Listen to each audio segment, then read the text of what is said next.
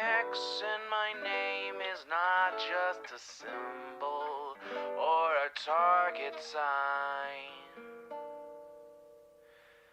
A spell that attracts all who spit facts online all the time. Can you see it? All the ones who drag my name every single day. Can you see it? Can you see it? Can you see it? They keep saying you don't have what it takes to carve out your own name underneath the shadows of gods. And I keep waiting for the day disbelievers say I flew way too close to the sun. I wait, but it never really comes. The X in my name is not just a symbol or a target sign. A spell that attracts all who speak facts online all the time. The X in my name is not just a symbol or a target sign. A force that compels all to rebel from all that shackled mind. Why do they just in arrogance when they fall from the battles I have overcome? You feel it, feel the cope and the seething tone that they make while I stand up, man among gods. And I keep thinking with my mill, shooting ropes in my cold that faces towards the sun. They hate, but I'm sitting comfy with their mom. The X in my name is not just a symbol or a target sign. A spell that attracts all who speak facts online all the time. The X in my name is not just a symbol or a target sign. A force that compels all to rebel from all that shackled mind.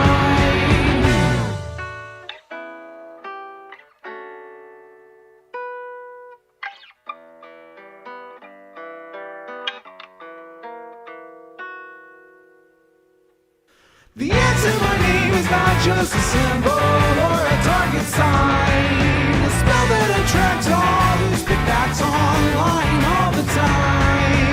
The X in my name is not just a symbol or a target sign.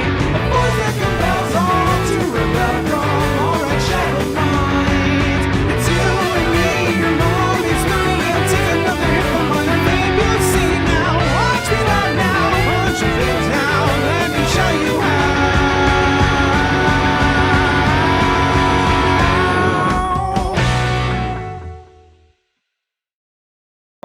And so if you're gonna be like an always everyday constant range shooter, then you don't want to have like you don't want your first gun to be a shotgun or a rifle because it's just so clunky and big. It's not convenient to take to the range. And because it's not convenient, you're going to end up going to the range less. It's like going to the gym. If you don't set yourself up for it to be as convenient as possible when you wake up in the morning to just get dressed and go to the gym, then you're not going to go to the gym. And it's the same way with going to the range. If your only gun is like a clunky ass, like, oh, it's not there anymore. I had it in the background for a while, but I had one of my air rifles that I use for varmints on the back of my wall back there. But that thing's like this long, roughly. About you can't even see, about this long. It's a big case it fits in too. So you don't want to have to carry that big, you could probably have seen it if you remember my, that thing is a big ass case. That's how big of a case you would need to carry like a rifle or a shotgun. Obviously it's a bit longer, but yeah. I would recommend if you are going to keep your gun at home all the time, locked up in a case or in a closet or somewhere safe, make sure you secure it, especially if you have kids in your home. But secure it. If it's for protection primarily and you're not going to go to the range much, get a shotgun. Because a shotgun is like in a home defense situation, one shot and you're good. The Republicans might have gone crazy with their ballot counting delay measures to the extent that like $5, I really appreciate it. You're so kind. Thank you. Said, you'll never know how much you've helped me in my political journey, Zan. Thank you. Also, fuck Trump. I won the election. True. Actually, no, it was me. I won the election. Bango the Buck wins in a 50-state landslide. Holy shit.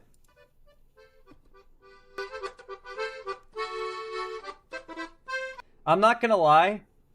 Call me insane. Call me insane for this. Like, literally, like, crucify me like I am Jesus Christ because I tell the truth. I think if Puerto Rico was a state, Trump would have won it by a margin of, like, 4%. Even after that comedy special. Based on these results, that is my genuine opinion. Donald Trump gained so much support among Latinos. As it turns out, American Latinos are really anti-immigration. I imagine it's that fuck you, I got mine kind of idea, very similar to how, like, people who've already paid off their student loans are extremely, like, at a, like, 80 to 90% rate opposed to canceling student loan debt because they already paid off theirs and no one should get a free ride on something that they had to work through.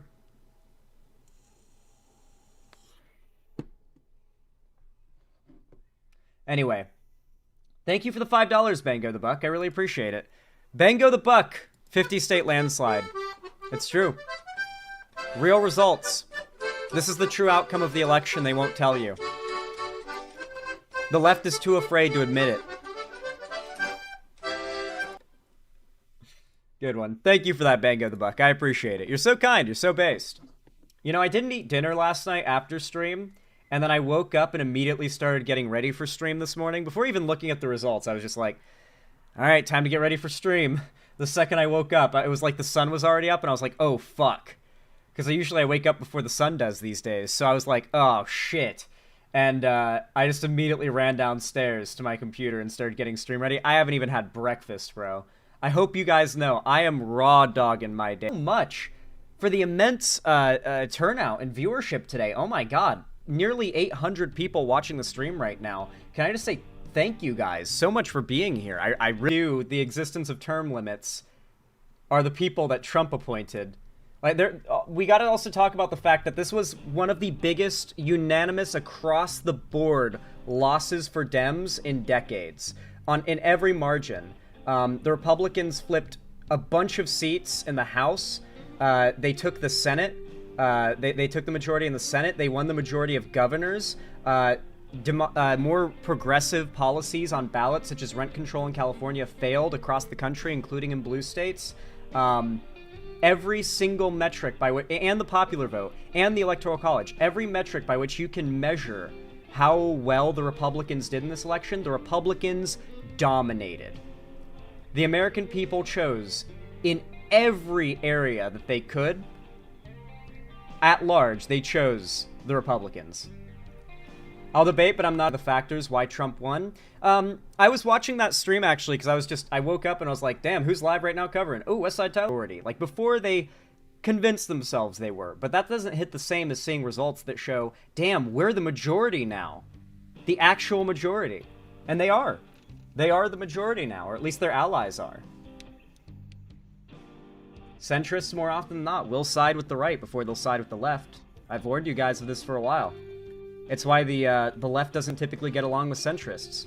They usually sanity and whitewash for the right while implying or outright stating the left needs to disavow every bad actor associated with it. Sky Needs Sleep, thank you for the $5 reduce. I appreciate it. Says, I'm trying to figure out how to cope right now. Being in a red state, I'm scared. However, I feel we're going to make it through, everyone. Love everyone. The swing states and in the red states are going to get what they paid for. Not paid for, but voted for. They're going to get what they voted for. Do you think Trump would overthrow the fourths of the states needed for anything related to the Constitution will be overthrown? I don't know. I don't want to speculate wildly at this point. I can only speculate on what Trump has promised himself already to do. They'll say Democrats sabotage them from behind the scenes, and they may still win on that point. Unfortunately, we have to counter the messaging hard. It's really all we can do. Alexia, thank you so much for the $5. Well, there's actually a lot more we can do, and I'm going to be getting into that later. But as far as, like, until the next election and until, like, we're in the lead up of another election, that's a lot of what you can do. is counter the messaging. Anyway, Alexia, thank you so much for the $5 super chat. I really appreciate it. You're so kind and pog for that. Thank you. Said, this clip explains what we can do well. I appreciate... I like that clip. Thank you, Alexia. I like that. I like this quote a lot. What do you do when you can't do nothing, but you can't do anything? You do what you can. Pepper T21, thank you for the $5. I really appreciate it. Very kind of you. Said, Zan, sorry I'm late. Had a mental breakdown with my grandma. I'm fine now. Honest question, do you think trans people will start getting knocks at our doors? Will there be camps? I don't want to run. In red states, Project 2025 has an agenda to criminalize being trans in public.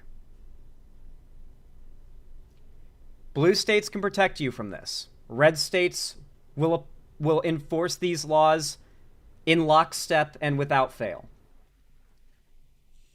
Much like Odessa, Texas, they'll set bounties for people to report trans people. They'll probably pass laws that set bounty rewards for reporting trans people to the police, because the law is going to designate, there's a good chance that federal law will designate trans people as like a paraphilia subgroup of pedophile, which is what the Republicans have been pushing for so long, because with that, they can legally justify the death penalty or extreme prison times. So go to a blue state. Go to a blue state. If you're not already, go to a blue state. If you're already in one, you're probably fine. Any tips on moving to a blue state? Save up and go to a rural one. Rent is cheap in rural areas. Live in a rural area. Like, you might even be able to decrease your cost of living if you move from somewhere urban or city and go somewhere in a blue state that's rural. You'll still have all the protections, laws, and everything of being in a blue state, but you're extremely, like, if you live on the edge of like the city in a rural area, you're gonna have extremely low cost of living, because all rural areas have low cost of living, like across the board. It's very rare that's not the case. It might even, like, you might be able to just like take your deposit for wherever you have now and use that as first month and deposit for your next place. If you move from somewhere in a city, like if you're moving from LA to like rural Colorado, from blue to blue, you're not going to have a rights or quality of life change, and you're still, and you're going to end up having a much lower cost of living.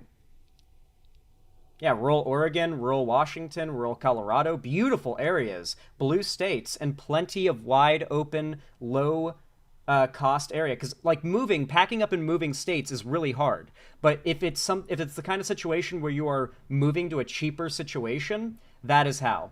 You find a rural area with extremely low cost of living, you pack up and you move. I know, I'm doing the Destiny take from 3 years ago everyone hated, but it's real. Turns out it's real. If you can sell or donate a lot of your like big clunky things like furniture, especially sell, that's ideal. If you can get your deposit back on your place, that's a big deal. If you're currently renting. If you can save up for a while to prepare, I mean, you've got until January 6th. You've got until Inauguration Day, actually, so you've got a while to save up for a move. Sell some things if you can. Move to a blue state. I do recommend it if you're trans or you're worried about your rights being pile-drived by the administration in the next 2 to 4 years. Geopolitics is going to be insane in the next 4 years. If Trump keeps his promises, we'll supposedly be the most isolationist America we've ever been. So it would be wild in that case, or Trump will be just like he was in his first term, and he'll be a war hawk like every other American president. Or, you know, like, Trump was a little more war hawky, but, I mean, as far as war goes, like, every American president is pretty on par. Like, Republicans don't tend to be any more pro or anti-war than Dems are in action. Presidents just end up getting forced into agreements and treaties to support allies, or are forced into situations where they have to, or politically there's a lot of agreement to take certain military action. It's like, Dems and Republicans are not any more or less war hockey than each other. Anyway, let me see if I can find Kamala Harris concession speech.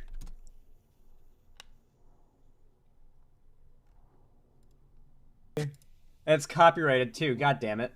Okay. Asmon's Wallblood, thank you for the 2 tier 1 gifted subs. I really appreciate it. And I hope Gamer PD and Raising Fire both appreciate it as well. Thank you so much. You are so kind and pog. Thank you, thank you. I really do appreciate it. It means the world. Thank you.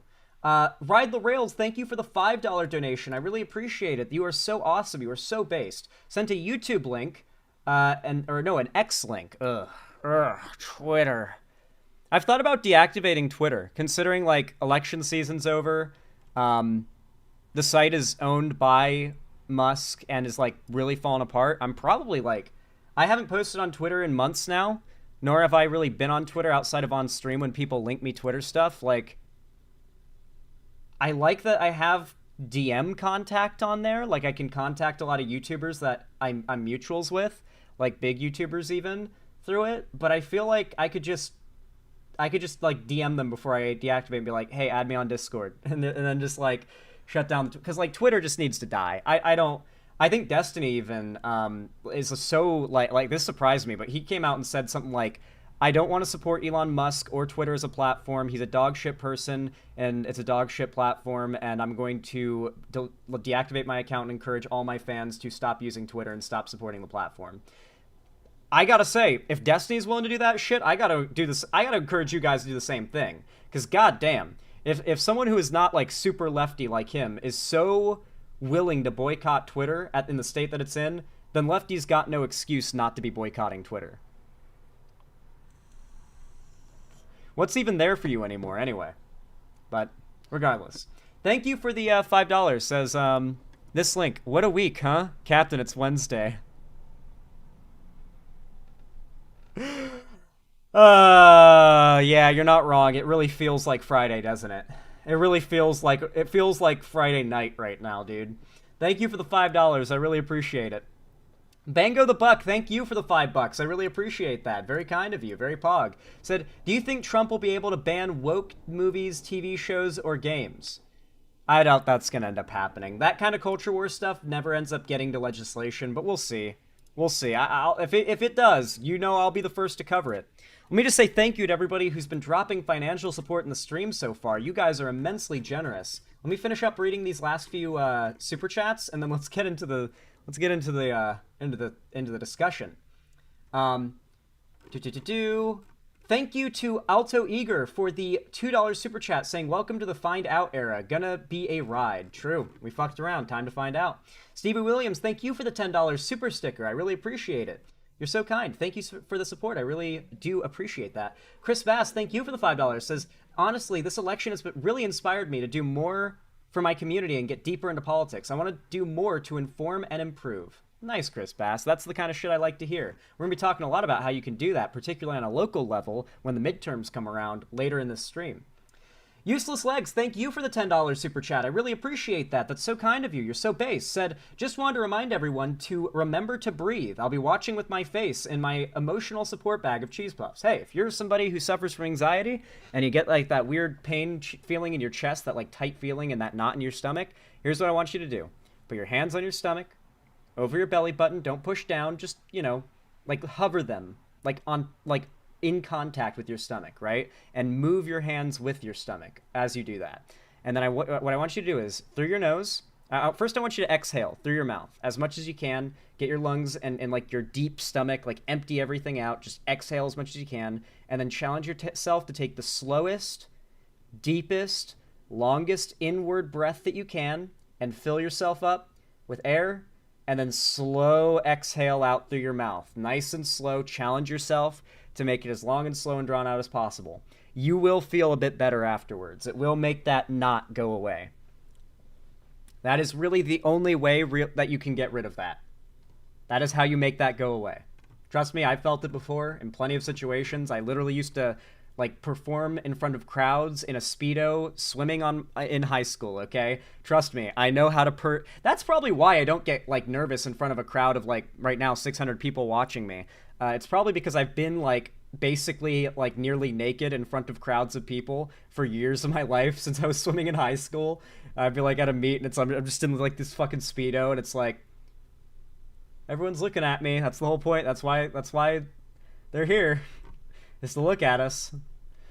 Anyway, thank you so much for the $10, useless legs. I appreciate it. And then Mr. Krabs, thank you for the $5 super chat. Said, Zan, I got a meme for you in chat. Also, remember, everyone use your angry/frustrated frustrated as fuel to fight harder, and also fascists are idiots. Mr. Krabs gonna have to veto the meme video. I'm sorry. I've been reading donos way longer than I expected, and as much as I really appreciate the support, and I love it, and I really do appreciate it, I'm gonna have to hold off on reading them for now so that we can get into the segment coverage. Kamala Harris has not spoken yet. Damn, the Kamala Harris concession speech, chat. Look at that. The American people have spoken. Look at all those L's.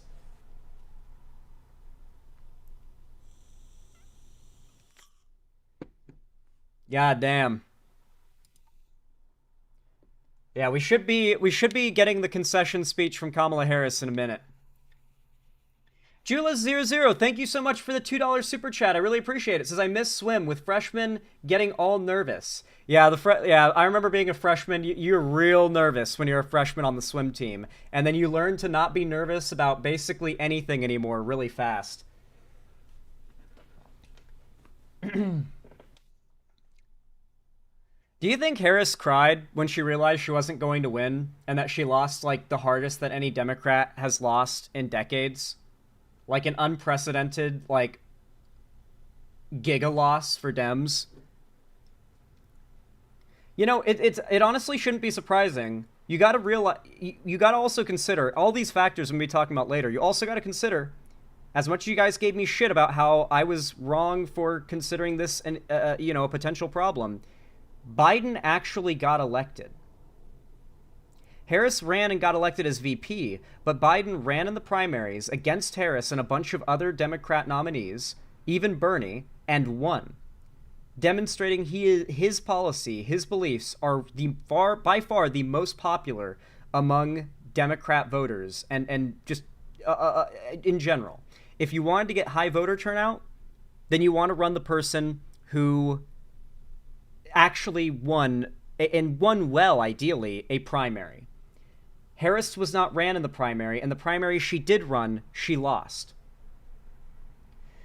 Harris was then put, like, basically installed as the new nominee. There was not a big primary that was voted on. Like, the Democratic voters did not get to decide Harris as their nominee. She had 100 days to campaign. It was not a smart strategy. You may not like it because Biden's brain is melting or whatever, but, like, Biden probably had a better chance than Harris did.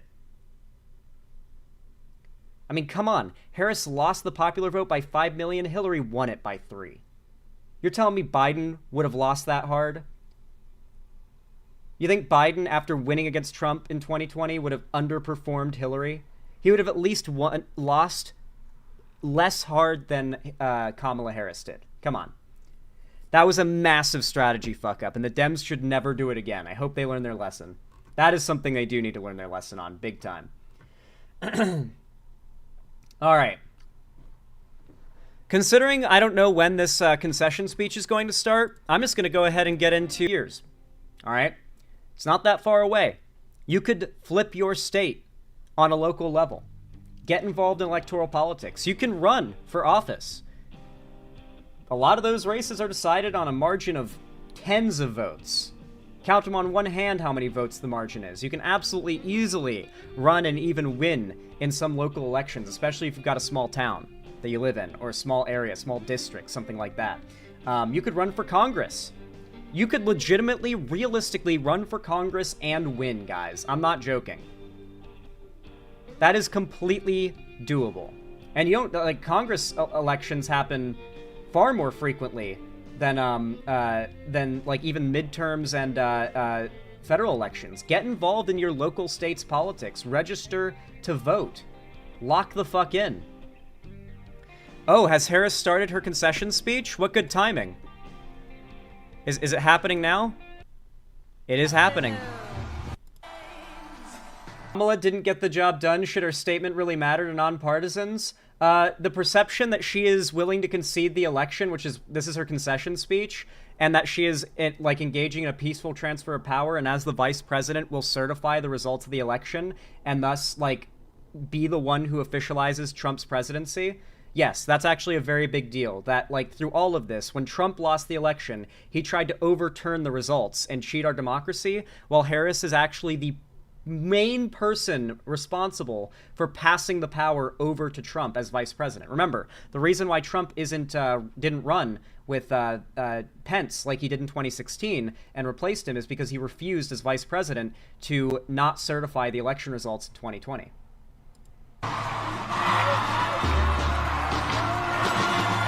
Why is she smiling? Because unlike a lot of you whiners in chat, she recognizes she needs to be a pillar of strength and uplifting power and not like whine, because there are millions and tens of millions of people who are currently looking to her for hope for this country, and she has a responsibility not to like let her own personal emotions over the situation override that responsibility, because she's a good leader. Translation. You dumb motherfuckers. You stupid motherfuckers. Really? We lost the popular vote? How many of you didn't go out to vote? Women out there, how many of you went on Facebook and talked about how you're Team Kamala, and then didn't go and vote? That's the translation for you.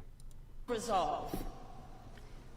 This is actually the max volume, but I can use a separate volume booster app.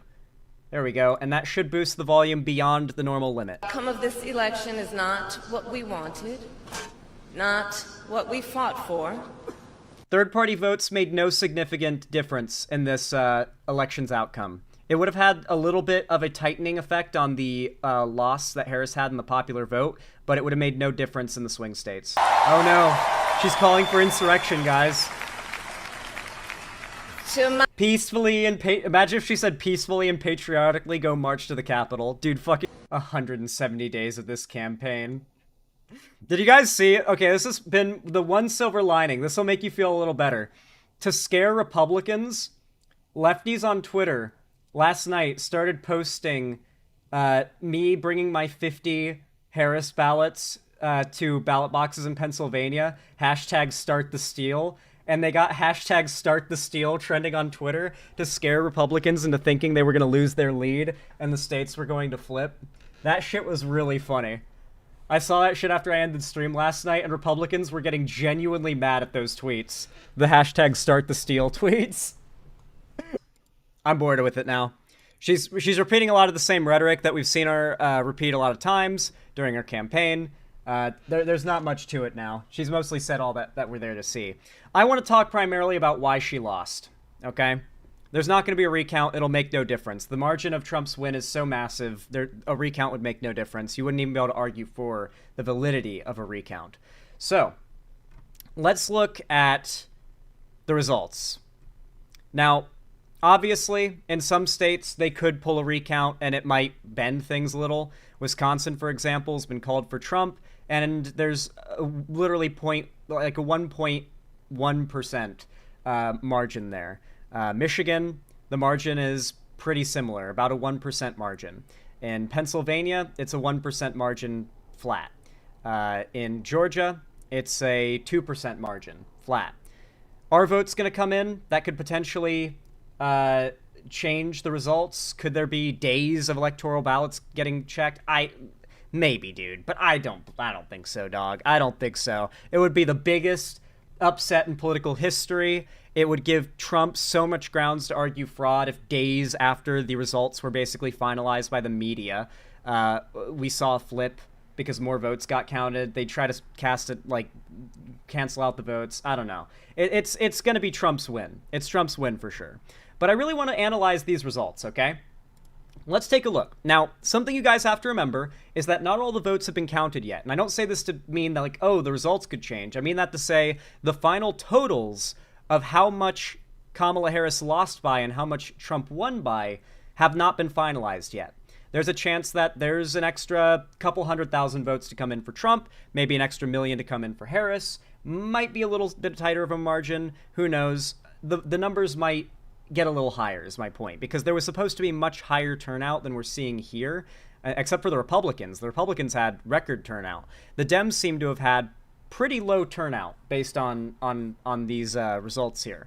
So that would be surprising if there weren't, some more votes to be cast or counted for Harris. There's probably some more, but it's not going to make a big difference. So with that said, the final count is at roughly 67 million to 72 million. Trump won by several million votes. And if you look at the totals from 2020, you'll see Biden won by 81 million votes, Trump by 74 million votes last time. So Trump actually did lose some level of support. Now, granted, 2 million votes is completely possible to be gained over time as more ballots get counted on Trump's end across all states. Absolutely. Tons of ballots in California, Oregon, and Washington haven't even been counted yet. So a lot of Dem and Republican votes are going to be added just from the massive populations in those states to the totals. Regardless, though, man, the Dems lost some serious support. 81 million votes for Biden to 67 million in 2024. The Republicans have actually used this to argue this time the Dems couldn't steal the election. Those 14 million dead people who voted for Biden, as they say, they finally stayed in the grave, has been the running line from MAGA. Because, yeah, where are those 10 million votes that won Biden the election? Were they people who just came out in droves to vote against Trump in 2020 but never again? Or there is no evidence anything fishy happened in 2020, but it's like, damn, that does look fucking weird, doesn't it, guys? So Dems lost 14 million votes by that estimate, roughly, yeah. And obviously the numbers are still going to be adjusted over time as more ballots get counted, but that's right now what things look to be. A massive departure from performance in 2020, 4 years ago, showing a massive shift to the right, or at least a massive drop in participation among Dem voters in terms of the popular vote. And I get that, the popular vote does not determine the election or anything, but it can be a big part in determining the outcome. There tends to be a trend, not always, but there tends to be. And the popular vote tells us where the American people are, at least the voting American people are, in terms of politics. And man, these results don't look great. If we look at 2016, by the way, you'll see Hillary got 65 million votes. Harris was able to just barely pull over what Hillary got in 2016 after all total ballots were counted. Now, something you'll remember is in 2016, Trump also lost the popular vote. Trump only got 62 million votes in 2016, and Hillary got 65 million. Hillary won by about 3 million votes. This time around, Kamala Harris lost. Oh, and in 2020, obviously, Trump lost the popular vote by several million, like 6-7 million. Damn. In this case, Harris lost by about that much. So the entire election flipped. Pretty insane outcome here. The American people have moved further right. Not only that, but notice in 2016, Trump got 62 million votes. In this election, in 12 hours after poll closing, Trump is at 72 million.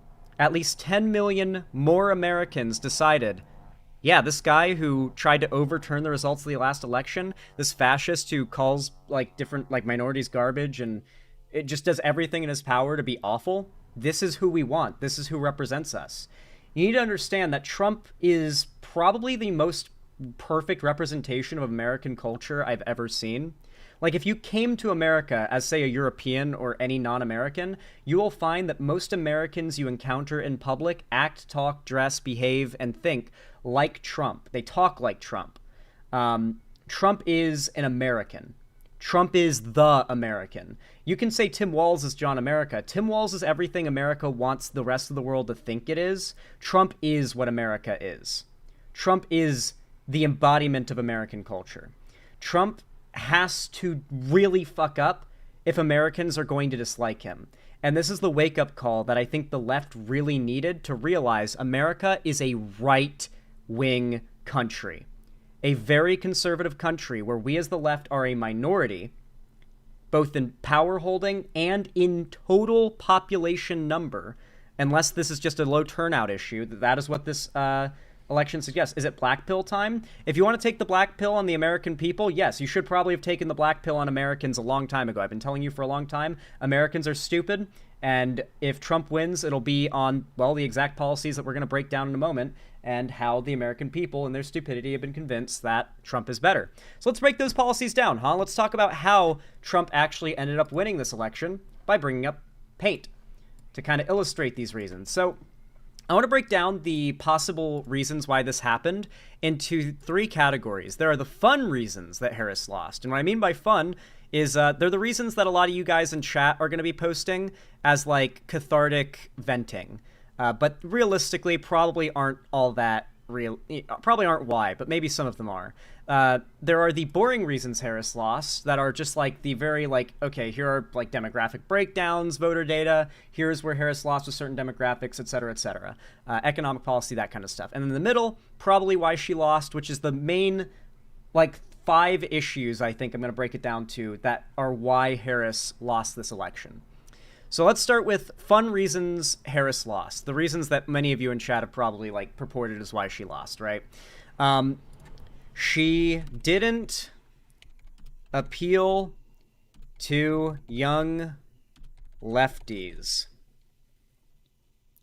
Another thing people say is she was too easy on Israel. What else, chat? Does anyone else have like a popular fun reason Kamala lost, quote unquote? I don't know. Her campaign was bad. Oh. Her campaign was bad. Bad on trans issues? Bad on trans issues. Move the chat. All right. Oh, by the way, if you're noticing my audio has been a little weird lately, where do I move it to? I guess I can move it up to here for now.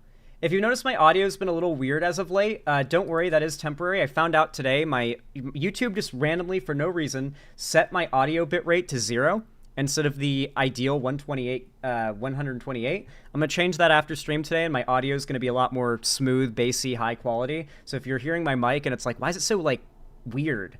It's because YouTube just is really weird and has been doing odd stuff lately. In the last few streams, they just automatically set my audio bitrate on my stream to 0 instead of 128.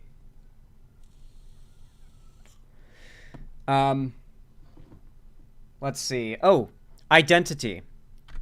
Black woman. Obviously, a lot of people think, oh, she lost because she's a black woman. Bad on gun rights. All right. And then, yeah, I think that's probably a good breakdown of, like, the fun reasons that Harris lost, that you'll hear a lot of people say. She didn't appeal to young lefties. She was too easy on Israel. Her campaign was bad. She was bad on trans issues. She was a black woman, and people are racist and sexist. And she was bad on gun rights. I'm sure there's a bunch of other reasons, but these are the ones that come to mind. These are the ones I've seen a lot on Twitter, okay? Here are the boring reasons why Harris probably lost.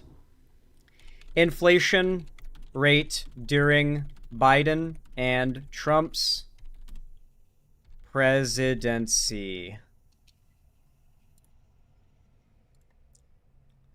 Media coverage of Dem admin was lax on getting achievements. I can't fucking spell. Achievements out there. What else? Trying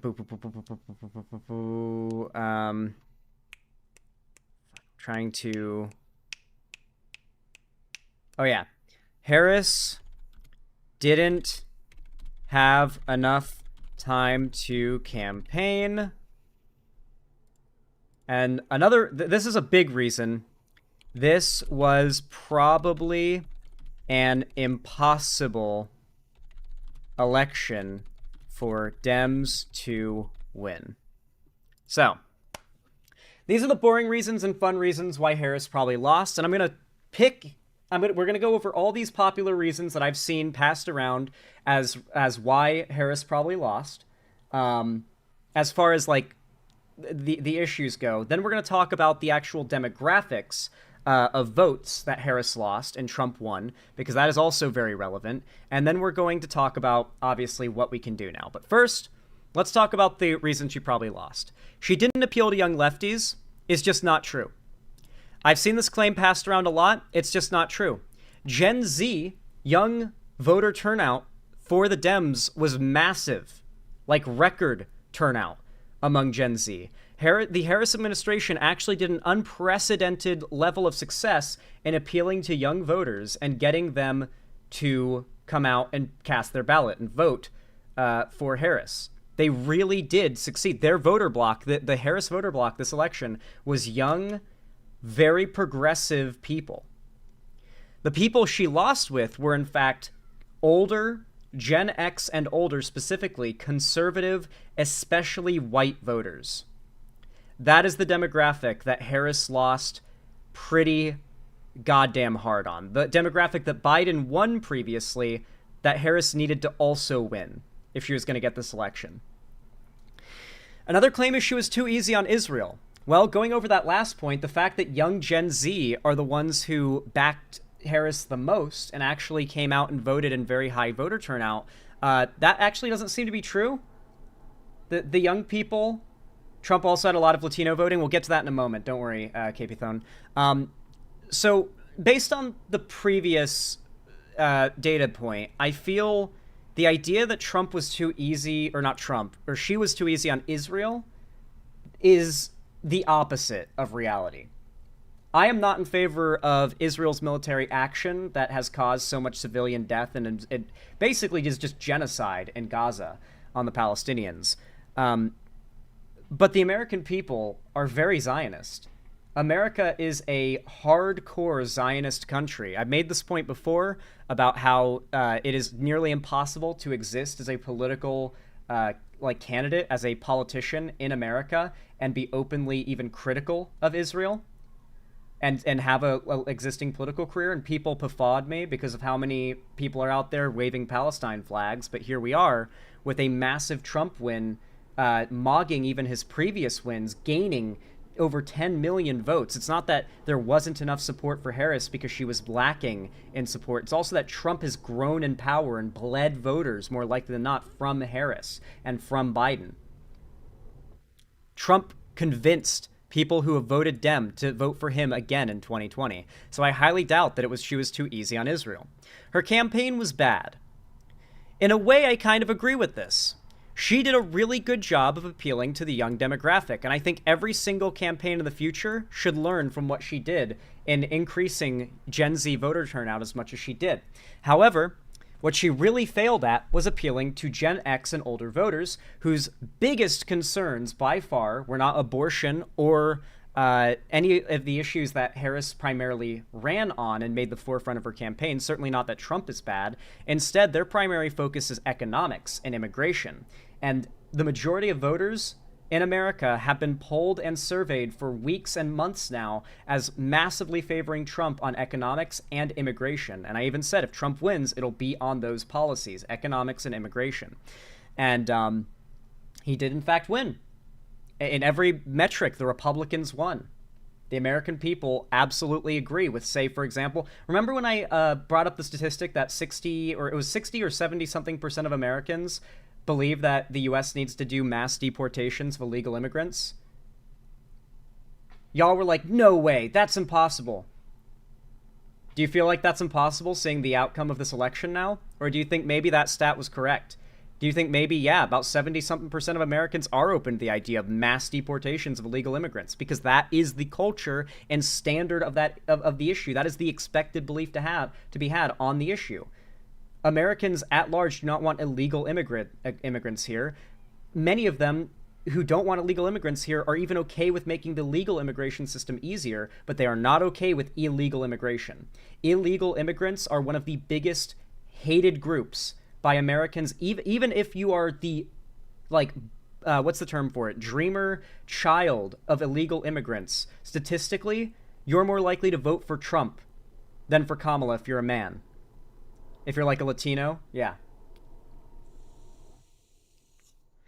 Anyway, I think in a lot of ways her campaign was bad because it didn't reach out to the people that are older and who had the economy and immigration as their top priorities. I think that the Republicans got a massive W by preventing that massive immigration that border security funding bill from passing. If the Dems had succeeded in passing that bipartisan border funding bill, Harris might have gained a lot of support because Americans really, really hate illegal immigration.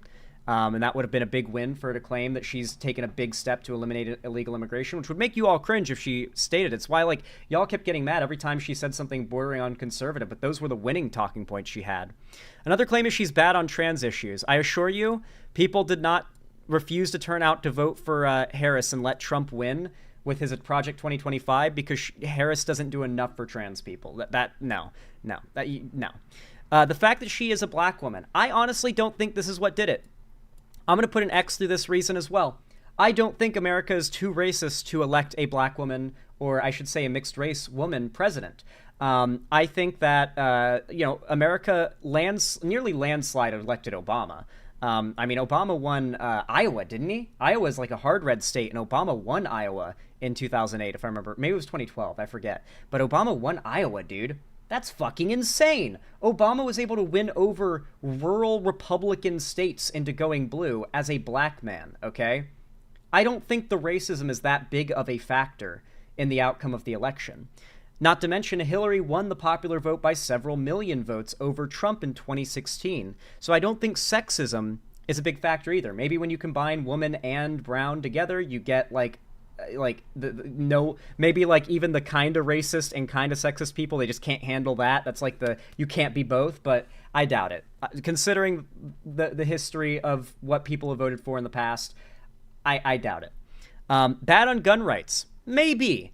Guns were really not much of a wedge issue in this election, but I'll put it on the list simply because this has always been a pretty losing issue for Dems when it is in the forefront.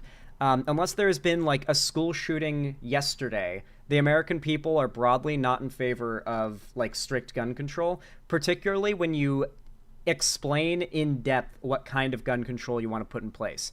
If you do a poll on should there be better, stricter gun control in this country, most Americans, I believe, actually vote yes. They say yes. But if you ask even further, and you start specifying Dem policies on gun control, would you like these to be passed? They vote no overwhelmingly. And so, while in general, Americans are in favor of the idea of gun control, they're not in favor of the idea of, say, an assault weapons ban, for instance. God, these tariffs are going to be so fucking stupid. Shit's about to get expensive, guys. Now let's get into the boring reasons Harris lost, and let's be honest, most of the reasons as to why we, like, as a foreigner, your gun fetish is pure cringe. It is not, Iri Valachi. As a country that has had more guns than people for hundreds of years, the fact that anyone could get a gun to do harm upon you if they wanted to, and it happens all the fucking time. I literally heard, by the way, I found out what it was. There was a drive-by shooting like 4 or 5 blocks away or something like that in Seattle last night. It was a drive-by shooting. 3 people were shot. 1 person in the ankle, 1 in the chest and clavicle, and a woman was shot in the leg. And it was a burst of fire while going down the street, just random shooting. Just firing with something full auto. I heard it. It was so loud, and it was probably like 10 or 12 blocks away from me, but it was like 4 straight blocks this guy drove firing off shots. That you can look up the story right now. It's like today's news, Seattle shooting. Look it up and go to news tab on Google. So that happened last night, and yeah, man, like when that is an issue in your country, the people don't want to say, oh, I'm going to give up my guns and that'll solve the problem. The people typically say, oh, I need to get a gun, so if a crazy with a gun comes after me, I can equalize the situation and protect myself. You can believe it's cringe, but I'm simply explaining why we have that culture. It's not entirely a fetishization. It's that for hundreds of years there have been more guns than people. You can't take that cat out of the bag so fast. And Americans aren't just going to give up their ability to protect themselves from gun-wielding maniacs, while for the next decades we're working on trying to get the guns off the street so the maniacs can't get them. It's a really hard sell to get Americans to give up their ability to defend themselves. Equalize the situation, yeah, man, right? But guns are literally referred to as the great equalizer. That is literally the famous, like, unanimous term people refer to them by, because even if you're a 110-pound soaking wet, like, woman, you can carry a gun and be safe. That is why strippers carry snub-nosed revolvers in their purses and keep their hands on them as they walk to their cars from work, because dudes will harass them and try to kidnap, rape them, sexually assault them. And so if you've ever known a sex worker, especially one that's done stripping, they carried a gun because it's the great equalizer. They, as a small little lady, can defend themselves from like a 300-pound trucker who wants to kidnap and rape them. So yeah, great equalizer. That's the term. God, I can't believe y'all are getting me. See, lefties are unwilling to even like compromise to try and get a victory. Sorry, guys, but if you're a non-American, you got to accept that America's never getting a Dem presidency again if they push hard against guns. We have a culture here. Respect it. It's not changing. Our culture isn't going to change. Okay, sorry, mauled and cope and seethe over it. All right. Anyway, boring reasons that Harris lost. This is possibly the biggest reason that Harris lost. Period. Inflation rate during Biden and Trump's presidency. During Biden's presidency, the inflation rate was at an average of roughly 12%. Might be off by a few point percentages there, but about 12% was the average inflation rate of Biden's presidency. I'm going to get into the reasons for that in a moment. During Trump's presidency, the average inflation rate was about 2%, which is basically exactly what the Federal Reserve likes to keep the inflation rate at. A 2% inflation rate is about the healthiest that you can have. Like that's what you want. That is what the Federal Reserve aims for. A little lower is good, but a little bit of inflation is actually kind of okay for the economy. And so the Federal Reserve aims for about 2%, which is what was maintained during Trump's presidency. Because of this, prices were very low, interest rates were very low, everything was very pog, we were all having a great time. Everybody, like during Trump's presidency, you have to admit, besides a few issues, there wasn't a shitload of economic problems. And this was nothing to do with Trump. I would love to have any conversation with a Trump supporter who thinks they could explain to me what economic policy Trump passed that led to that sustained 2% inflation rate. I would love to find out what Trump did to do that, because I know what the president can do to affect an inflation rate in a country, and it's nowhere near as significant as Trump tries to take credit for. So I'd love to hear a Trump supporter tell me what Trump did to do that. But I can tell you why Biden had such a high inflation rate. The inflation rate was so high under Biden primarily because of two reasons: COVID and the war in Ukraine. The war in Ukraine being the second, if I'm not mistaken, biggest exporter of grain and one of the biggest exporters of oil in the world, meant that two of the world's biggest commodities outputters of the world's biggest commodities had been absolutely crippled by Russia's invasion. This shook the entire world's economy. UK, from Britain to France to America to Canada, inflation was skyrocketing and the economy was fucked. Prices were up everywhere in every country after the invasion of Ukraine, particularly with COVID as well, due to the amount of unemployment and everything, which, funnily enough, happened under Trump. But to be very clear, unemployment does not matter. Underemployment does not matter. Job security does not matter. These statistics do not matter, dude. They literally do not matter to the American people. What matters is the inflation. If inflation is low, then Americans feel good about the economy. And if they feel good about the economy, they won't look deep into it. They just attribute a good economy to the sitting presidential administration. And so Biden, due to COVID, and hell, COVID wrecked things, trust me.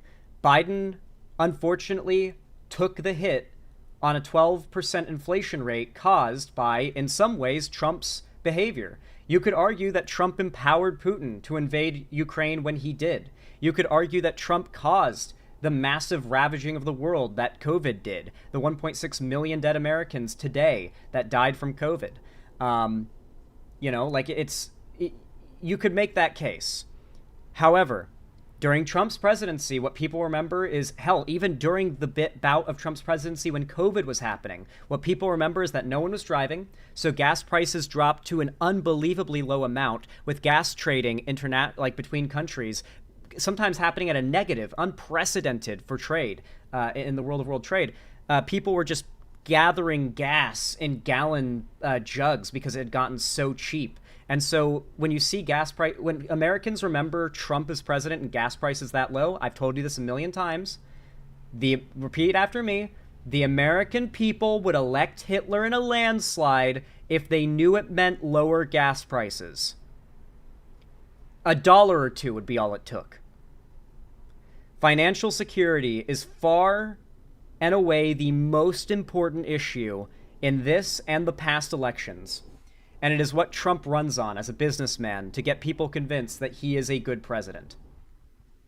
Media coverage of Dem administration was lax on getting achievements out there. I actually think this is partially a factor, but I honestly don't think it was what did it. With such a massive difference, in votes, I don't think the media coverage having been harsher on Trump or more favorable to Biden and actually giving Biden attention for his achievements would have made a difference. And I think a lot of that is because Harris was the one running who just didn't have enough time to campaign. You cannot argue this was not a massive factor. Not only did Harris not have enough time to campaign, but the way that she became the nominee may have lost a fair few amount of voters. Perhaps even a game-changing amount of voters in some scenarios. You got to remember, Biden won the primary. The majority of Dem voters wanted Biden. He was more popular than Harris, okay? He just was. When votes get cast, he was more popular than Harris. That is what the past objectively shows us. And the current present that we're in objectively shows us. When Biden ran against Trump, he won and beat him comfortably when all the votes were done and counted. Not super comfortably, but surprisingly comfortably, considering how scary election night was up until a certain point when things started to flip around. Harris getting flipped out, or Biden getting flipped out for Harris, was probably a terrible idea and should never, ever be repeated. Something like that should never happen again. The Dems made a huge mistake there. Frankly, because what would have happened had they not done that? Biden would have lost harder than Harris did. There would have been no difference in worst case scenario if Biden had been kept in, except based on history of both primary voters among Dems preferring Biden over Kamala Harris because Biden won the primary, and the fact that Biden has beat Trump in the past, Biden probably had a better chance than Kamala did all along, just like I claimed 4 months ago and got massive amounts of shit for. I'm fine with disagreement on this point, but that is just my opinion. I don't think it was a good idea to swap him out. Giving Harris only 100 days to campaign was genuinely insane. On top of that, I honestly think this is a pretty valid point, this final one, that this was probably an impossible election for Dems to win. There is a good chance that because of the turmoil that happened at the end of 2020, that the American people just wanted a bit of change, and that Trump didn't lose because the American people were so disgusted by him. He lost simply because people wanted to try out something new to see if things get better.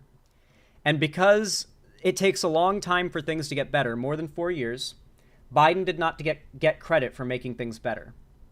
And so now the American people, the undecided voter at the polls, decided, you know what? Let's switch things up again and see if things start to improve. Trump there was those low gas prices, low inflation, and I guarantee you, if there are studies done on this election to find out what issue won Trump the election, I would bet my bottom dollar it will be the economy. I think the economy won him the election. Now I want to look at the voter demographic numbers. Now that we've gone over let's first summarize, I guess, the primary reasons I think Harris lost. Her campaign not necessarily was bad, but did not focus enough on older voters, more conservative or centrist voters. She's not great on gun rights, so that's probably a low issue. Guns were not a high polling issue in this election. Inflation rate during Biden and Trump's presidency, big factor, possibly the factor. Harris didn't have enough time to campaign, possibly one of the next biggest factors. And I think it's very possible this was just an impossible election for Dems to win. That, Biden only won over Trump in 2020 because people wanted to switch things up, and that after 4 years of 12% inflation and high prices for things, no Dem could have won. Not Biden, not Harris, not Walz, not even Obama could have won after 4 years of 12% inflation. Now let's take a look at the demographic breakdowns of the votes and see who failed us. Who failed us this election? 2024 election voter demographic breakdowns. How voter demographics changed between 2020 and the 2024 presidential election. In the 2020 presidential election, 48% of men voted for Biden. Voter turnout was 48% men and 52% women. And Biden got 45% of men's votes, while Trump got 53% of men's votes. Because remember, Trump is only growing his support among men in America. Women got 57% of Biden's support, or vote, and supported Biden at 57% and Trump at 42%. Pretty much what you would expect, to be honest. You know, like, yeah, Trump being like known as a rapist and stuff. Now, men supported Harris at 44% while making up 47% of the vote. Not a very big difference. Men, at least compared to 2020, didn't necessarily drop support all that much, just 1% for Harris.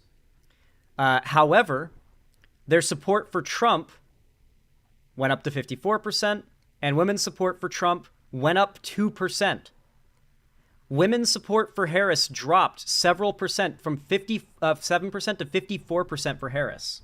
And Trump gained support among women at a 2% amount among women. Trump gained support among women. Biden had more female supporters than Trump has. Biden had more females, and Trump has more female supporters than Kamala Harris has. Women chose Trump. Of course, men are the ones who really chose him, but this time around, women changed their minds, and more of them chose Trump. Oh, can you show the data on screen? Oh my God, I'm so sorry. Why didn't I do that? Here you guys go. 2020, men 45% Biden, 53% Trump. Women 57% Biden, 42% Trump. 2024, men 44% Harris and 54% Trump, while women were at 54% Harris and 44% Trump. You'll notice, by the way, Trump gained more female supporters than Harris lost male supporters. Trump bled female votes from Biden, or from Harris, that Biden got more than Harris lost male votes to Trump. That is wild. Now, if we break it down by race, in 2020, white people supported, about 41% of white people supported Biden, 58% of white people supported Trump. That's what you expect. He's the candidate for the whites. About 87% of black people supported Biden in 2020, while 12% voted Trump. Hispanic and Latinos, 65% for Biden in 2020, 32% for Trump. Asian, 61% for Biden, 34% for Trump. Slightly higher support for Trump. And other groups, in general, make up 55% for Biden, 41% for Trump. What a staggering change in 2024. Harris gained support among white people, it seems. She actually gained support among white people, while Trump lost support among white people. And surprisingly, Harris lost a percentage point with black people. Biden was more popular with black people, which was actually easy to predict. Let's be real. For some reason, black people love Biden. I don't know what record he had that made black people love him so much. I don't know if it was I don't know. I don't know why, but holy shit. Harris, a black woman, got less support than an old white guy among black voters. Think about that for a minute. That is how popular Biden was among black Americans. Biden flipped Georgia blue simply because black people supported him so much specifically. I'm telling you guys, that flipping of Biden, switching out Biden for Kamala may not have been that good of an idea. We might have wanted to have just stuck with Biden, even with his brain melting or whatever. Hispanic and Latino. Now, this is an amazing statistic. one that we really need to look at. The far right shift of Hispanic and Latino Americans. The fact that Trump has targeted Hispanic and Latino Americans as his main boogeyman to demonize and make people be afraid of. And despite that, 65% of Latinos supported Biden in 2020 compared to 53% for Harris in 2024. Trump jumping up among Latino voters from 32% to 45%.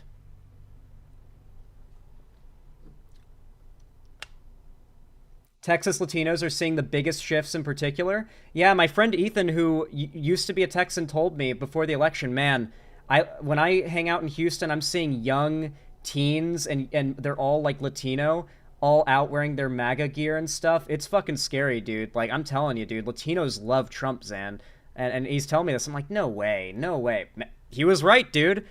What he was witnessing in Texas and Houston were just like Latinos always wearing their Trump merch. Trump is quickly becoming like the Latino voter base's quirked up white boy who hates them, but they love him. I don't know why. We need to study this. This demographic shift to the right and in favor of Trump as Trump attacks that demographic needs to be studied. It happened with women. It happened with Hispanic and Latino voters. Holy shit. Harris, of course, lost significant support compared to Biden among Asian voters, and Trump gained about a significant amount with Asian voters as well. Harris also lost support among other demographics quite significantly, from 55% Biden to 43% Harris, and jumping up to from 41% to 53% for Trump. White people basically stayed consistent this election. White Democrats voted for the Democrat again. White Republicans voted for the Republican again. There wasn't that much change. Nothing surprising. But non-white Americans are shifting right fast. I don't know what to tell you guys. Non-white Americans are quickly becoming antithetical to everything that is good for them. We'll have to see how they handle a 4 years of Trump completely unreined in, unleashed. No need to even worry about getting reelected, unless he abolishes term limits, I guess. But if he does that, there's no point in even running for election again. He might as well just make himself emperor. But if we have another election again, let's see how these voter demographics feel after 4 years. I'm speechless.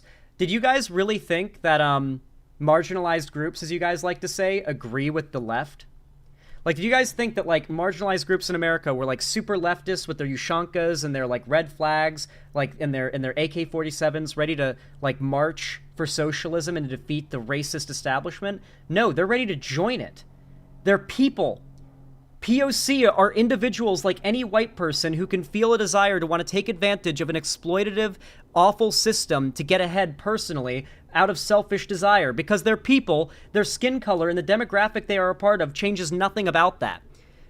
You have to remember, there is only so much that you can try to argue, hey, Hispanics and Latinos, Trump hates you. Let's all get together and fight as a gathered cause against... No, Latinos don't want to feel like they're being made into a monolith. They want to feel like they're being talked to as individuals, and Trump hates them as individuals, not as a group. Because otherwise, they'll just rationalize that Trump would like them specifically, that they're one of the good ones.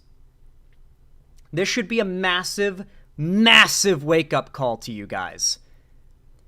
Non-white people in America are massively moving to the right. This is not an issue of Kamala Harris was too right-wing and wasn't left enough. This is an issue of Kamala Harris was so left-wing, she lost non-white voters substantially. The young white college kids, as you can see from this data, they stuck with Harris.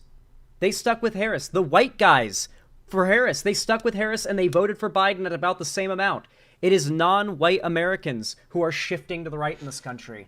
And this is a recognition that lefties online are going to have, that there is not this like magical monolithic block of POC out there fighting for even their own rights.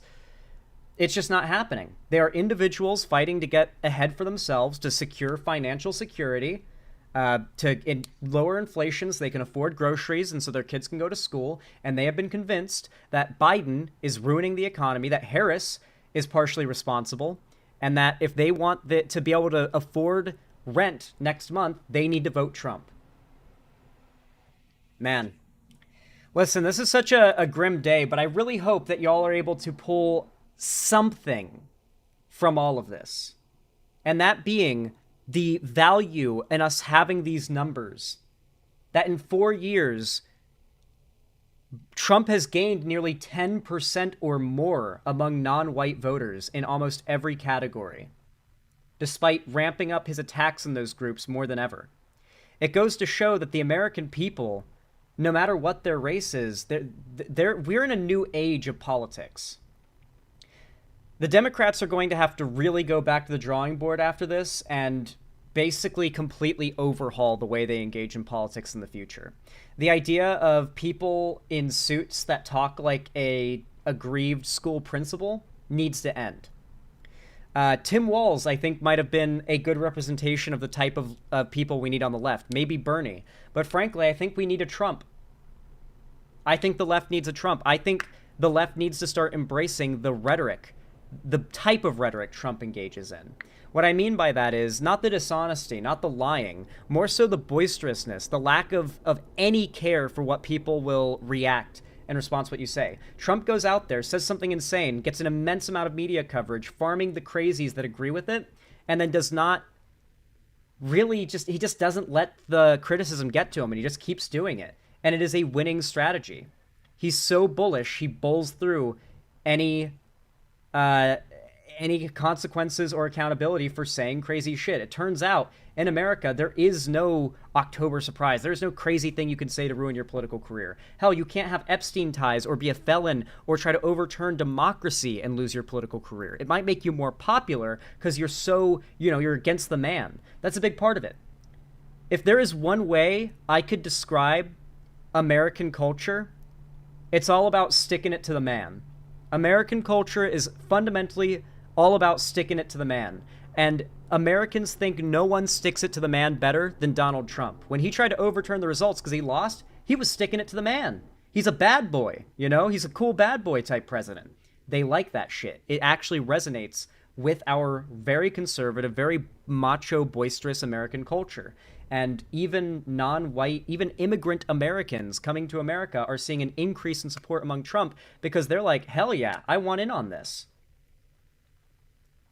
What the left has been doing for years now is not working. Maybe it's time for the dirtbag left to come back. Now here, before I wrap this segment and this conversation, I want to talk about what you can do. I want all of you, if you did not vote, because I know that a lot of you watching right now, I recognize you. We've got 600 plus people watching right now, and let's just say ever since Biden got elected, my stream viewer count has not been this high often since then. And a lot of you are old faces that I'm recognizing now. I hope you enjoyed your 4-year vacation during Biden's presidency from political content. Welcome back. I hope we have fun for the next 4 years. I hope you voted. If you are able to vote and are American, I hope you voted if you are upset with these outcomes. You obviously wouldn't admit if you didn't vote, but I hope you did. And if you didn't, then I hope you know that you fucked up and that you are part of the problem and that you need to make yourself not part of the problem next election.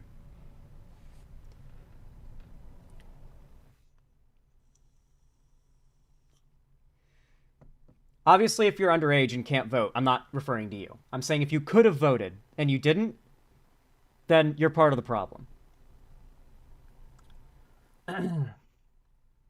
I can't wait to say I told you so, TBFH. To who? Anyway, one thing that you can do is I need you all to register to vote. If you have not already registered to vote, register. Do it soon. Do it early. Do it so early that you don't even have to think about it. You won't have thought about it for years by the time election day comes around. Register to vote early. Make sure it's taken care of long before next election. Be ready to vote in midterms. Be ready to vote if you live in a congressional district that is going to be up for election. Holy fucking shit, pay attention. Find out what district you live in. Find out who your congressman is or congresswoman is. And then find out when they're up for re-election. Find out when they're being challenged. And then Vote blue if you've got a red motherfucker running or currently serving in Congress in your district. Oust that motherfucker. Those races are tight. Those races are fucking tight, dog. Oust that fucker from Congress. Find out what voting, like look up your house on Google Maps, okay? Or look up your address and then look up what voting district you're in. Find out the name of your congressman, because your district, your little like district area has a congressman or a congresswoman. Find out if they're blue or red. If they're blue, then check into their policies. See how they're doing. Are they cringe? Maybe you can oust them for a better Dem.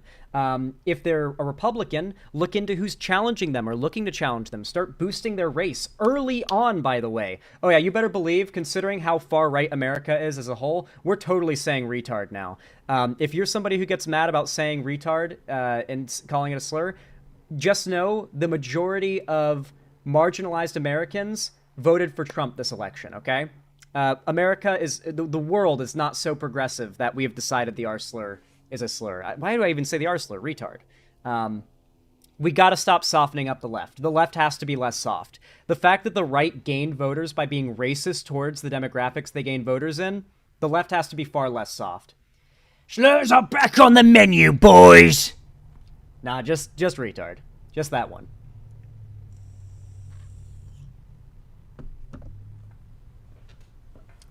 But yeah, like, I really need you guys to recognize the fact that Trump gained a 10+% growth among Latino voters while increasing his attacks on them goes to show that America is not a country, and the voters in this country, the people that need to be convinced, are not people who will be convinced by arguments that racism is bad. You gotta be edgy, boisterous, controversial, or they're not gonna like you. And maybe a lot of it is the economy, but I think a lot of it is also Trump's mannerisms and vibe. A lot of people voted Trump because they follow the cult of personality that he is, and that is his cult of personality.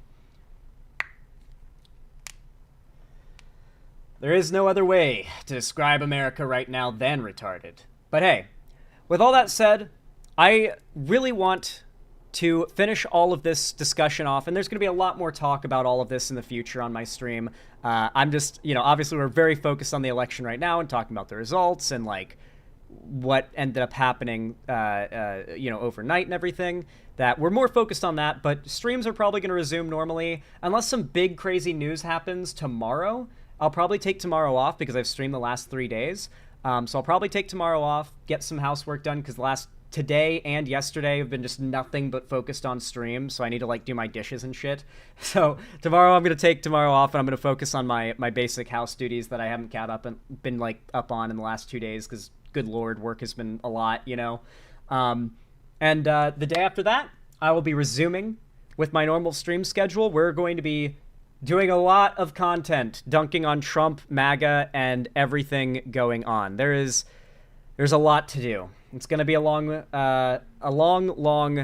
4 years. However, to all the new and of course the returning viewers, I should say, coming back to the stream that I recognize your faces after 4 years, I want to say, welcome back from your 4-year vacation from politics.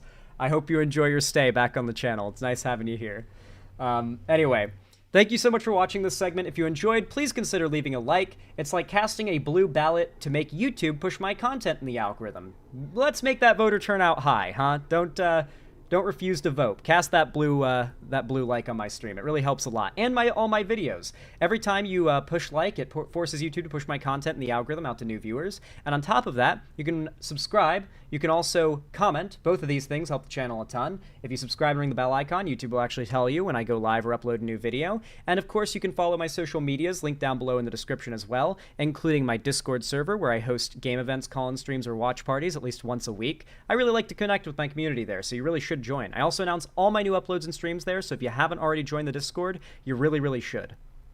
On top of that, if you haven't already, you should consider perhaps supporting me directly. It really does help. You don't have to, but if you can, it helps me keep the lights on, the roof above my head here in the Xander Hall studio. You can donate, subscribe, gift a sub on my website, xanderhall.com/live, or support me through YouTube, Twitch, Streamlabs, Stream Elements, Patreon, or buying merch, because I do have Xander Hall merch, through the Streamlabs link down below. Regardless of how you support me, though, even if you're just a lurker, silently hanging out in chat and you don't say anything, I love you, and thank you for watching. I hope to see you again.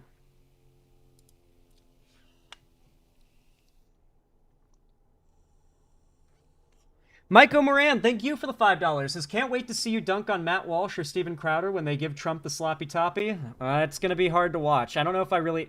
God, like, what is there to watch? It's just going to be, like, celebration videos by conservatives. What is there to do? It's just like, yep, they're celebrating that they won unilaterally and unanimously. And they did. It's not even delusion. It's just they won, and they're celebrating, and they're laughing and pointing, and we're just watching that. It wouldn't be fun. There's not really anything to do there. We just took a big fat L, guys. Purplex, or Purplejax, thank you for the $2 super chat. I really appreciate it. It says, proudly donating more to Zan than I did to Kamala. Well, hey, if you had donated some to Kamala, maybe she would have won. I'm just saying. Hey, listen, I appreciate it. Thank you so much. Alex Wooten, thank you for the $5 super chat. I really appreciate that. Very kind of you. You're so based. You're so pog. Thank you. Said, to quote Bo of the Fifth Column, by the time we come up with a solution to collect all assault weapons, we'll be discussing what backpacks best stop the lasers. Exactly. That's a really good way of putting it.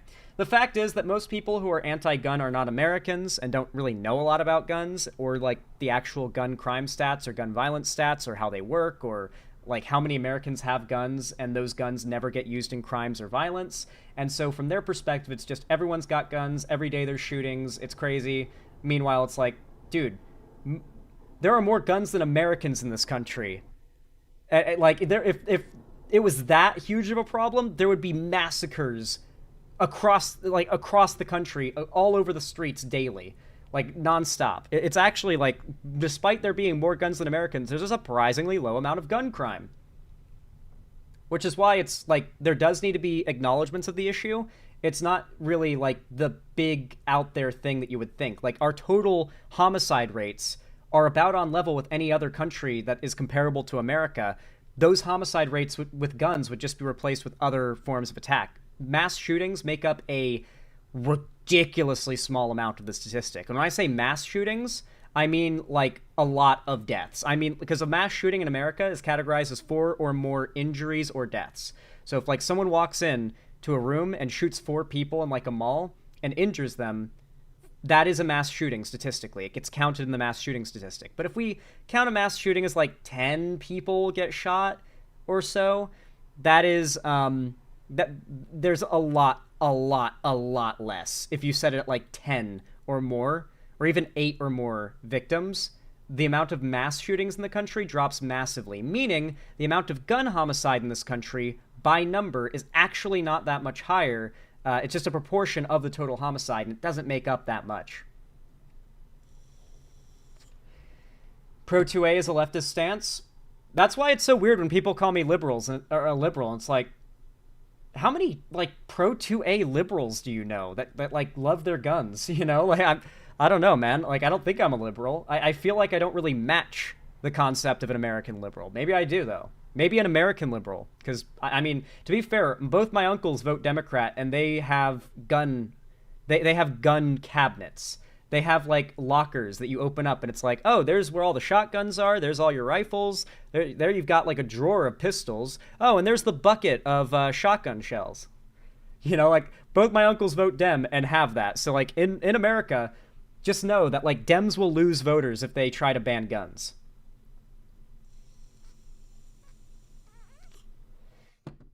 They live in Florida, by the way. They've got the real shit. My uncle's got an AR-15, and I am so fucking jealous. It's so nice, too.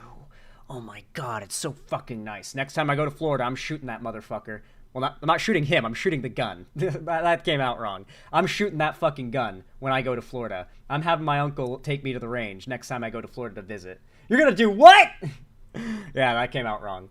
Zan's going to jail!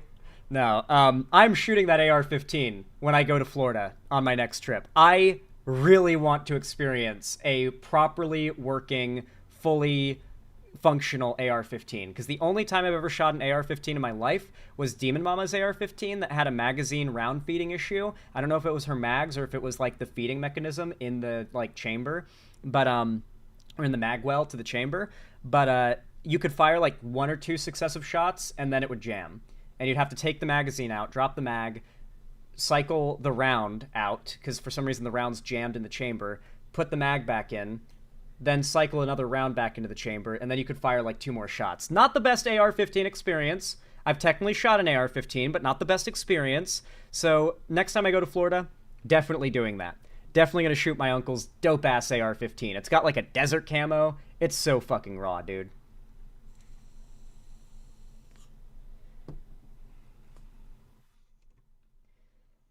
I'm fine never shooting some full-blown Murica gun. I'm good just firing a rifle hunting here in Quebec. I mean, yeah, like well, like a full-blown Murica gun, like a semi-auto rifle or a full auto anything, if you really want to go full America with it. I mean, that's a different feeling for sure, but you can like you could get yourself a Mosin in Canada, I think. Like a 7.62 bolt action high power rifle, okay? Damn, those things, like, when you fire a Mosin, which I have fired multiple times, I love firing Mosins, that shit makes, like, a bubble of pressure difference around you when you fire it. I was sitting down when firing it, and sitting on a sandy, gravelly ground, and I fired it, and when watching the video of me shooting the Mosin, there was, like, a circular poof of dust that, like, shot up in the air around me whenever I fired the gun, because it's not just like the bang, it's also the boom. Like the Mosin, a 7.62 round, booms when it shoots, my man. I can't imagine what it feels like to shoot an AK. Holy fuck. Shooting a full auto rifle chambered in 7.62? Oh my lord. That must feel like getting skull fucked. I don't even know. Like, I don't even know what that feels like. I need to experience it one day. You have to try an AR-10, Zan. I certainly wouldn't turn down the offer if we went to the range and you had one. We're like, hey, Zan, shoot this. Ammo's on me. Xander Hall, is it worth owning 1920 to 1930s guns for the mere sake of a possible silly... No revolts. There's no bullshit revolt or revolution happening. Gun ownership in America, while people LARP about it being about liberty and all that, it's for two things. Worst case scenario, protecting yourself against 4 ruffians breaking into your home. And best case scenario, more often than not, the culture and sport and community around gun ownership. It's really hard if you're not, like, tapped into it. You may not know, but gun owners are a community, bro. The gun community online especially is a community. Everyone knows each other. Every public figure is known, or is a household name. There's a lot of inter-community lingo, or inter-community lingo you're not going to understand getting into it. So it's very much like a massive hyper cult following is the gun community, both internationally and in America. You gotta remember, like, there are tons of countries that aren't America that are super pro-gun too. A lot of the biggest, like, 2A advocates are Europeans who want the Second Amendment in their country. There's a fair few Scandinavian countries that have some pretty lax gun laws, surprisingly, and a lot of gun ownership. And a lot of people there are super pro-American 2A, and they want the Second Amendment to apply there as well. They want more gun freedom. So especially the advent of the internet is going to lead to the popularity of guns spreading worldwide. Like less legislation and more guns are gonna get to be a more popular policy as the internet gets older. And I wouldn't be surprised if we see Australia, the UK, European countries legitimately start to grow, especially as they get more conservative, which has also been happening. Like, the whole Western world is getting more conservative right now. France is falling into fascism. Germany, I think, is having a fascist uprising right now. America obviously just had this election. Canada is having some crazy shit go down in, like, I think it's Quebec or Saskatchewan. The whole Western world is seeing a massive shift to the far right. And this is a big problem. It's not just America, it's every comparable Western nation, pretty much. Yep. In Sweden, all countries, you can get handguns for sport. They are treated like driver's licenses. Yeah, it should be highly, highly regulated, very difficult to get, but it should still be possible. I think that's what most Americans would agree with if you actually polled them. Like, hey, should it still be possible to get an AR-15, but you have to take this test, pass this background check, which you already have to do, and you have to have this license, which requires you to take this test, pass at a certain grade, and then wait a certain amount of time with a waiting period? Would you be okay with that? I think most Americans would probably say, yeah. If it makes it harder for someone to get a legally acquired gun and then use it to commit a crime, That's probably good for gun owners. Yeah, I agree with it. Just like how DeSantis, of all people, increased the minimum age to buy handguns in Florida to 21 years old because DeSantis even recognized that 20 and younger men were buying up handguns and then they were using them to commit the significant majority of firearms homicides. The majority of firearms homicides nationally, and especially in Florida, are handguns, not like semi-auto rifles like the AR-15, for example. And so Republicans who understand guns will sometimes even legislate against them, and it'll be popular policy even in red states because it's sensible. It's actual sensible gun policy, like the raising the minimum age to buy a handgun to 21 because under 21 men were using handguns primarily for homicides at a massive rate in Florida. That is actually good, reasonable policy that was popular in a red state passed by a Republican. Really goes to show you how, like, the Dems could win on gun legislation if they did it the right way. Handguns are not the best, no. Shotguns are by far the best for self-defense for anyone, especially a novice or beginner person at gun skills. The only benefit handguns have is that they're, like, recognizable enough that most people might know how to use them from a movie. And that they're small and compact. Besides that, though, a shotgun is objectively what you would want to opt for in any self-defense scenario. Zombies, home invaders, terrorists, fucking ninja attack. Any situation where you're outnumbered or even, like, 1-to-1, you're better off with a shotgun than anything else. Shotgun's got a lot of recoil, though. It doesn't matter, E-man. It doesn't fucking matter. If you know how to shoot it, if you shot it once properly, you'll be able to shoot it again properly. And if you shoot it properly, the recoil will make no difference, okay? For one, you might not even have to... violence may not even escalate once the sound of is heard by the ruffians who have broken into your home, okay? That might just de-escalate the whole situation and no one has to get hurt. That's ideal, right? Because that noise is the most get the fuck out of there noise anyone could ever hear in real life with their own ears, especially if it's on the other side of a door. If you hear on the other side of the door, you're gonna fucking run, bro. You're not gonna stick around or shoot through the door or try to do some John Wick bullshit. You're gonna run, because someone might just blast a hole through that door and through you. And you're shooting basketball-sized, anywhere from softball to basketball-sized death clouds with a shotgun.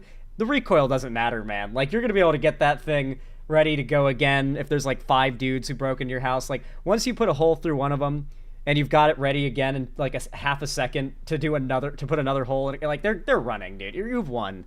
The shotgun is by far superior for home defense. It's best at close range, which is what home defense. If you're gonna defend yourself with a firearm, it's probably in your own home, and you want short range.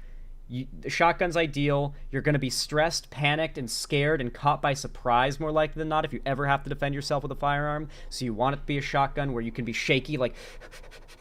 Or like you, like, ready to go. You're not going to be like John Wick, where it's like you're laying in bed at night, and then all of a sudden you hear something. You're like, you sit up, you grab your handgun, you start prowling through the night, looking for the guys who broke in. That's not going to happen. That's not how it's going to go. It's going to be like someone just kicked down your door, and you've got about 5 seconds to grab your gun and react before you're dead.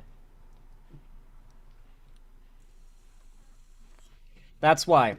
If like, for the sake of my own audience's safety, if you're looking to buy a gun for like self-defense, home defense type situations, shotgun.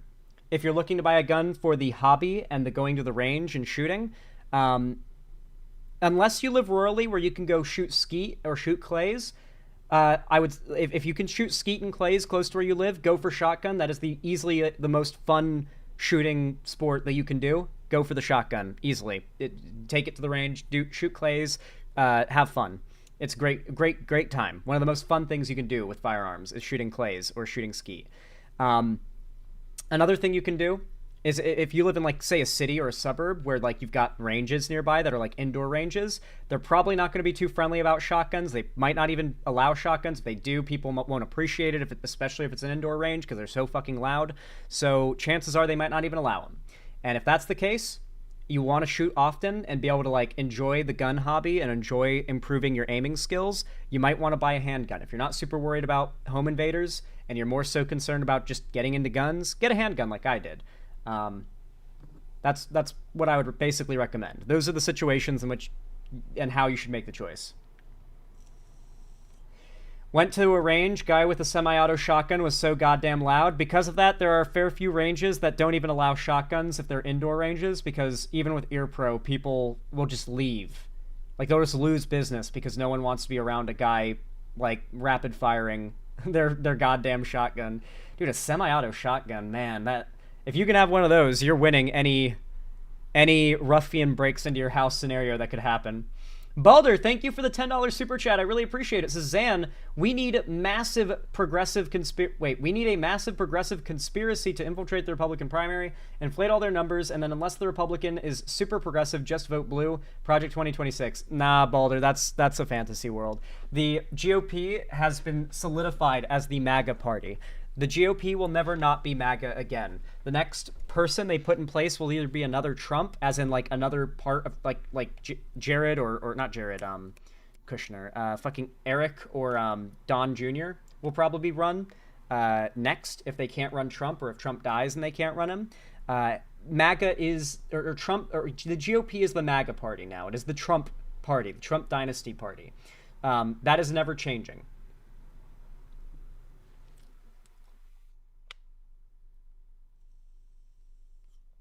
But I do appreciate the $10, Balder. Thank you.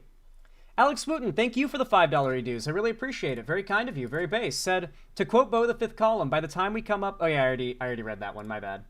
I don't know why I didn't click it away. Thank you, Alex Wooten. I really appreciate it. Anyway, guys, I think I've talked about all that I wanted to talk about today. I feel like I've gotten most of my takes on the election results out there, and I genuinely hope you guys enjoyed them. I hope that my demeanor and my more hope... I'm not hopeful, but I'm motivated, if that makes sense. Outlook on the future, helps make you guys feel a little better and not just get lost in a depression spiral. I know you guys are scared, but I hope whatever I was able to tell you, whatever advice I was able to give, is able to help you out. I love you guys very much. I really do. Here's where I'm going to wrap things up for today, because I am very tired after yesterday and today, waking up so early for stream. I hope you guys enjoyed. Thank you all so much for the increased support in the last 2 days. The amount of outpouring of support on the stream last night and today has been amazing. I really do appreciate it. Thank you guys so much. Keep it up, please. I love it. I love it. I love you guys. Thank you. But yeah, with all that said, have a good one, everybody.